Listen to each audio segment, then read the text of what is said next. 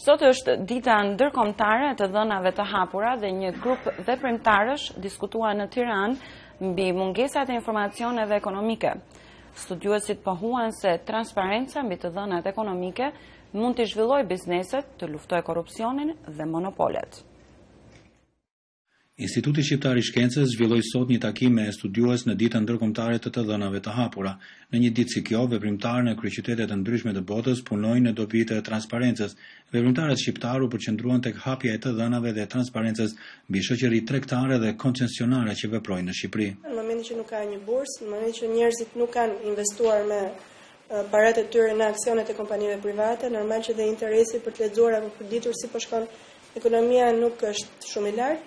Arsye e tretë është edhe koncepti apo perceptimi që kanë drejtuesit e medias për biznesin privat. Në momentin që dikush publikon një lajm për biznesin privat, atëherë ai konceptohet sigurisht si reklam. Një numër i madh marrëveshjesh koncesionare ende nuk janë publikuar në Shqipëri. Ekspertët pohojnë se mungesa e transparencës është një nga pengesat kryesore të shoqërisë dhe ekonomisë shqiptare. Prej nga burojnë korrupsioni, keqeverisja dhe varfëria në Shqipëri.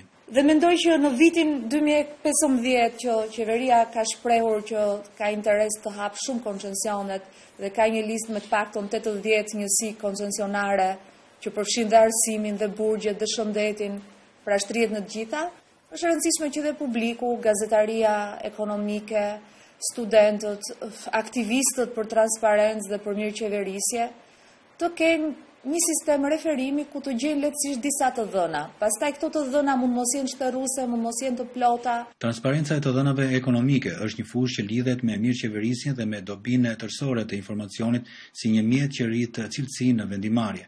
Regjistri i koncesionarëve paraqet marrëveshjet dhe bilancet e kompanive dhe mund të ndihmojë bizneset dhe vetë qeverinë që të mos përsërit gabimet e qeverive të mëparshme. Dhe është e dukshme që efekti që kanë pasur koncesionet në ekonominë shqiptare ka qenë minimal.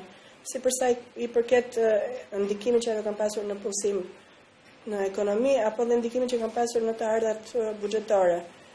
Dhe në momentin që kjo bëhet publike, apo në momentin që media do të filloj dhe të deklaroj apo të jap të dhënat e ndikimin minimal që kanë pasur ky koncesion, ky duhet të shërbejë një mesazh për qeverinë, e cila ndonse qeverinë aktuale, e cila ndonse tha që do rrezoj koncesionet e qeverisë mëparshme, ka futur dhe nuk po lë gjë pa dhënë me koncesion. Paktën media në këtë rast duhet të jetë kritike, duhet paktën të lobojë të ngrej problematika që ne të mos bëjmë më gabimet në kaluar. Ekspertët pohuan se transparenca mund të zbulojë dhe të shmang lehtësisht monopolet në disa sektor si nafta dhe fusha të tjera ku ende nuk ka dritë mjaftueshme për vëmendjen e opinionit publik, i cili nga ana vet ka një perceptim të lartë mbi korrupsionin e sektorit publik dhe privat në Shqipëri.